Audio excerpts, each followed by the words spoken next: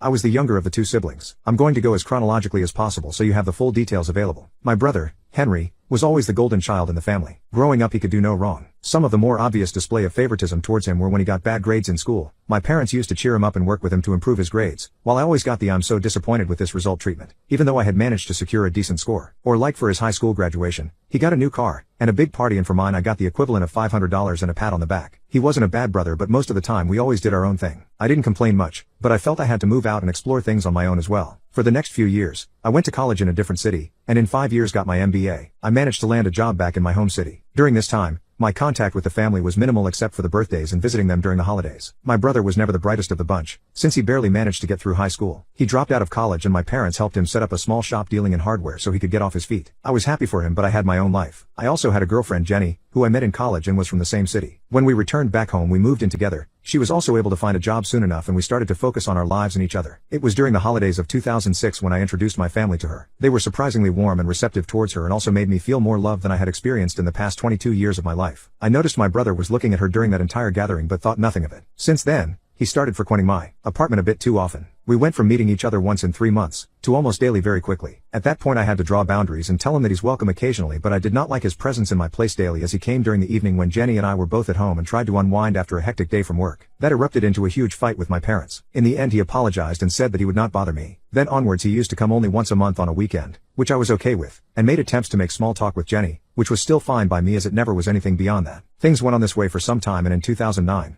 I proposed to her and we announced our engagement to the entire family. My parents were happy for me, but my brother just shook my hand and left the small party I'd organized for this occasion. After that I didn't see him for a couple of weeks. We got married in 2010, during which I noted my brother had A+1 and he told us that he was dating her. Her name is Kate. I thought maybe now he could finally move past whatever feelings he had for Jenny and focus on his own life. They moved real fast too, getting married almost 9 months later in 2011. Our marriage was going great. We had our first daughter, Alice, in 2011 and the second one, Sarah, in 2013. However, my brother's marriage did not progress as they hoped to, and they separated in 2012. A few weeks after the divorce was finalized, Kate messaged me that Henry was obsessed with Jenny and that was the biggest reason for their separation. I apologized to her and wished her the best. I also talked to Jenny and asked her about her interactions with Kate, and she told me that Kate always was a bit cold and distant towards her from the get-go. I decided to confront my brother in front of my family and asked him why he is destroying his life because of his obsession with my wife. He was blindsided with that question and denied everything. We had a massive argument that basically ended with me forgiving my brother and telling him that he is no longer welcome in my house. Both my parents and Jenny talked to me and convinced me that no matter what he was still family. So for everyone's sake I decided to be amicable. It was then that it felt like he was genuinely working on himself and we went on with our lives. Fast forward to 2015. I can still recall that day vividly. It was the 25th July and I was running multiple errands. My wife took both our kids to see their grandparents. It was sometime after lunch that I got a call from my father, telling me to come to their home, and had a lot of anger in his tone. As soon as I entered, I noticed a lot of tension in the air. My wife was a crying mess and my parents were trying to console her. Some of my extended family members were there as well. I asked what happened, only to be hit by being called a pissed word from my parents. I was shocked and confused. They claimed that a party I went to a couple of weeks back, I had intimately assaulted a girl, and then texted her to not tell anyone about it, otherwise there will be consequences. I had known this girl,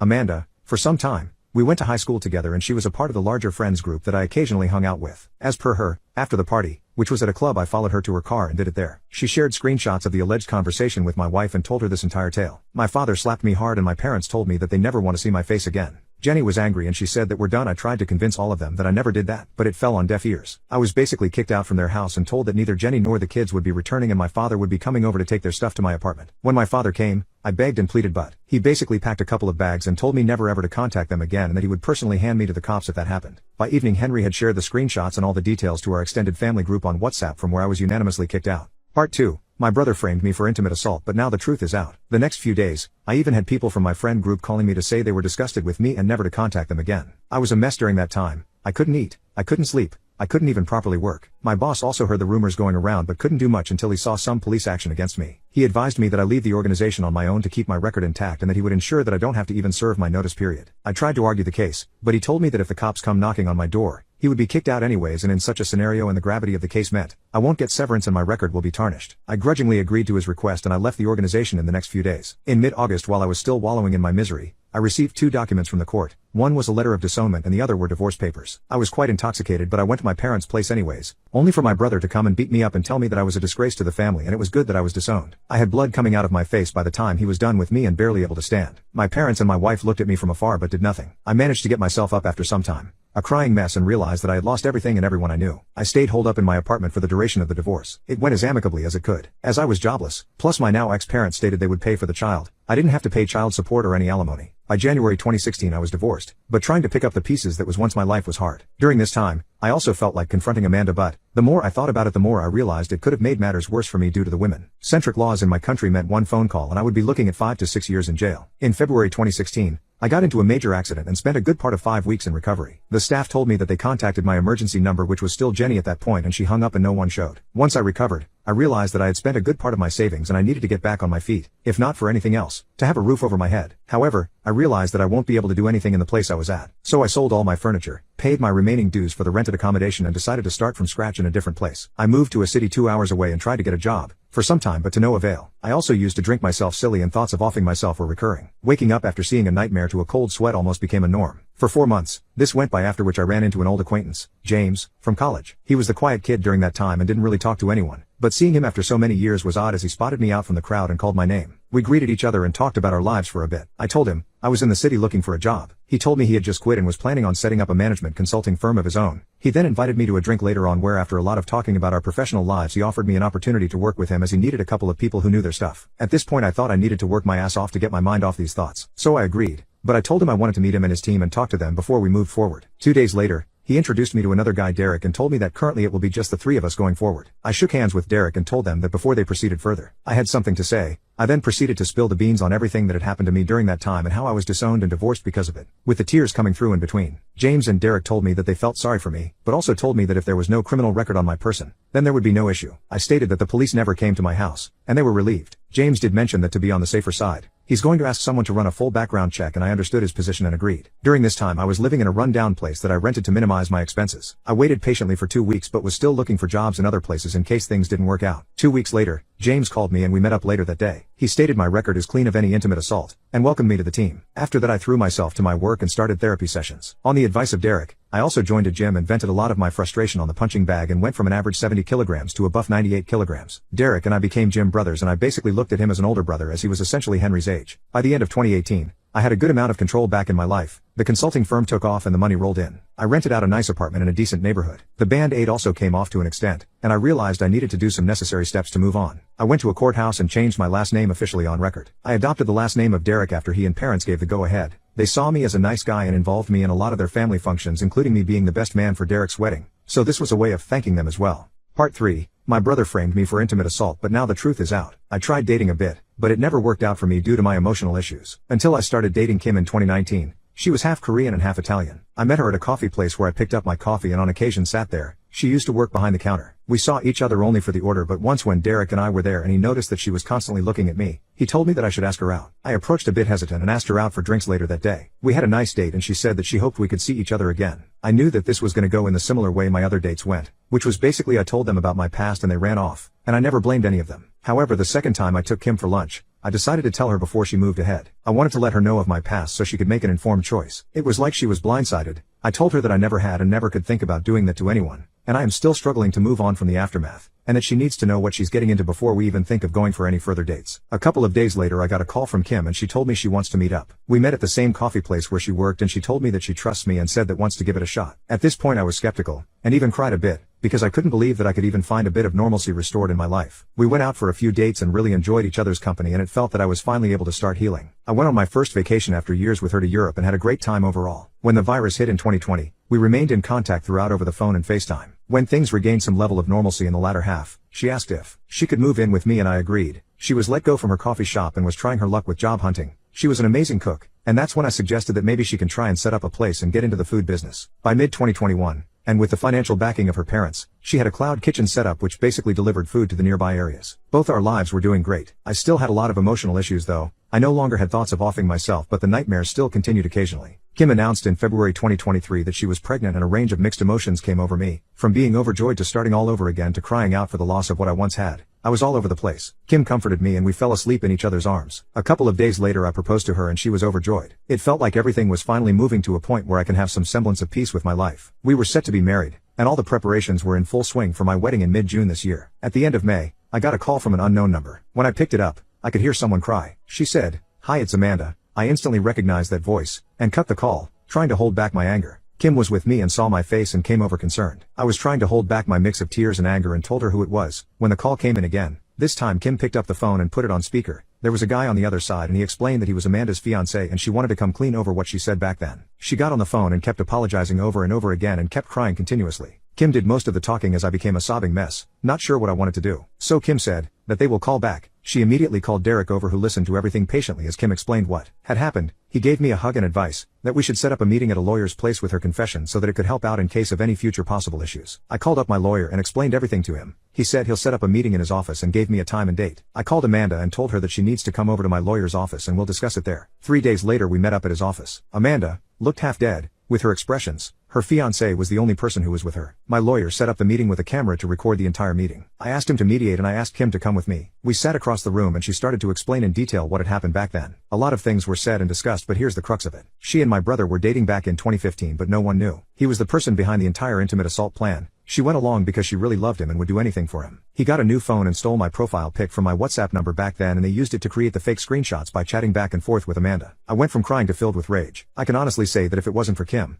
I might have been charged with assault. Kim was pretty furious and worked up as well, partially due to the pregnancy, and she tore Amanda a new one with her verbal lashes. Though my lawyer tried to maintain things civil, it was clear that Kim was pretty pissed off. She went further to tell her fiancé, if he still married this human garbage then he deserves what's coming to him. Fighting back anger and tears, I asked them, why are they coming out and telling it to me now? Her fiancé, Mark, came forward and explained. He said that they were pretty intoxicated a couple of weeks back and she blurted out how she helped an ex destroy a marriage. That stuck with him, and after asking non-stop and pushing her, she finally came clean to him. It was then that he pushed her to own up to her mistakes if she wants peace in her life. Apparently after she helped Henry, he started becoming cold and distant with her and eventually broke off 6 months later. At that point she felt terrible but was too scared to come clean and spent a lot of time in therapy trying to work through her issues. Part 4. My brother framed me for intimate assault, but now the truth is out. After everything was laid out on the table, my lawyer stepped in and said, let's take a 30-minute break and meet back again. Amanda and Mark stepped out, and our lawyer discussed that if I want he can go after her and my brother for defamation. The evidence available is more than enough for me to do what I want. I was feeling a lot of rage, but I decided I didn't want this to spoil the wedding, and whatever I wanted to do would have to wait till after everything was done. I told Amanda that I will be in contact with her, but for now I don't want her telling anyone else. I didn't want any drama from my ex-family to impact my wedding. After that meeting, Kim hugged me and told me that she was right in trusting her guts, and now she feels like a weight has been lifted off her shoulders. I shared her sentiment. We had a small wedding with both James and Derek being the best man and a 3-week-long honeymoon covering Europe. It was an amazing time for both of us. Thankfully I was able to work through what I had heard, and Derek too suggested that I should put this on the back of my mind. It didn't spoil the honeymoon too much, though the nightmares were coming in more frequently than before during that time, and Kim was always there to support me. I also had a discussion with my therapist who told me that I will need to confront my ex-family sooner or later, if not for anything else, then for closure. After thinking a lot about all that had happened, I decided to reach out to Amanda in July and told her what she needed to do. I told her that I will be taking legal action based on her statement, but if she wants to not be screwed financially she needs to follow what I told her next. She needed to talk to Jenny alone and explain to her everything she told us back in the lawyer's office. She was crying while listening to me and told me that Mark left her. I told her that I wish I could feel sorry for her, but I don't. Then stated that karma hits everyone hard.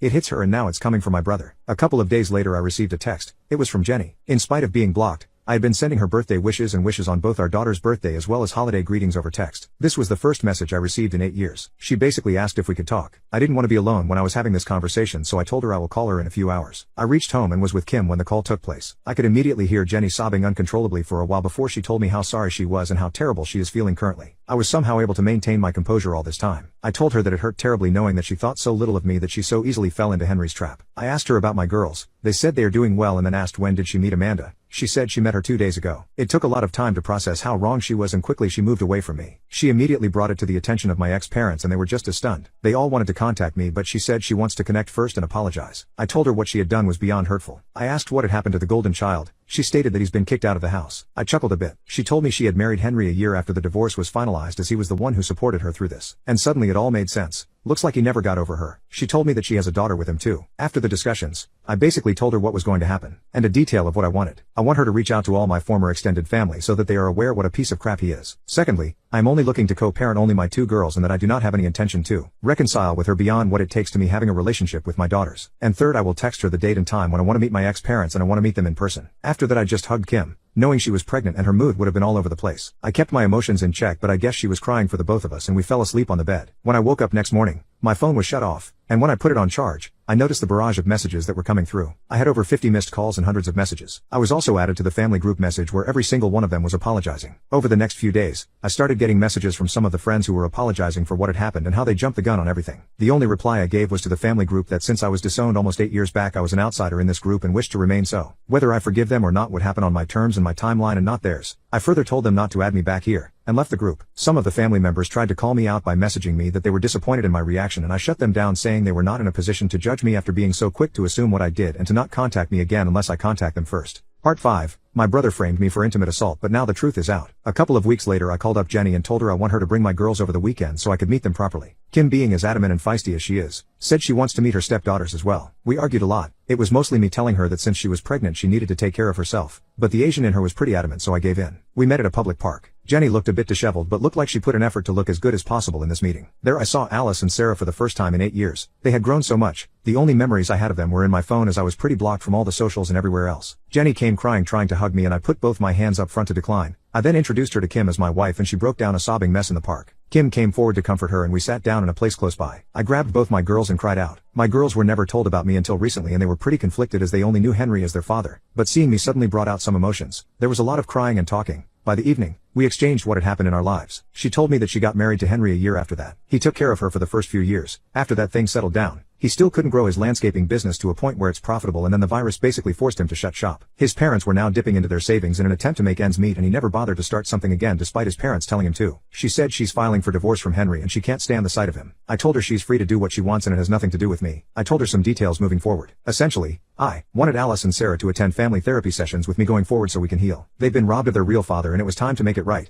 and I want to be a part of their lives. I also wanted them to be with me and Kim over the weekends, but I told her that I would have to wait as we had a kid of our own coming and I want to put my full energy into that for now. Lastly, she said that my parents wanted to reach out to me. I corrected her and said they were anything but my parents. I still had the letter of disownment they sent out along with the divorce papers and I had nothing to do with them. But both her and Kim stated that it would help me get closure from them. So I agreed. I told her that I would tell her when I want to meet them and where I want to meet them. I booked her a hotel and told her that I want her to be in this city for the night and I want some more time with my girls, with tomorrow being Sunday. We spent that Sunday together as well, but this time I took them to the sights and around the city and we really enjoyed the time we had. Before leaving, both of them gave me a warm hug and I told them I will see them next week. I told her that she doesn't need to drive the girls for the family therapy sessions, and I will come over to them. I got a good recommendation from my therapist for that city and we had a good first introductory session. But the therapist spelled it out that sooner or later they will need to know what my ex-brother did, and I told her they will in due time. I can honestly say if it wasn't for Derek pushing me I might not have made it to the point I have.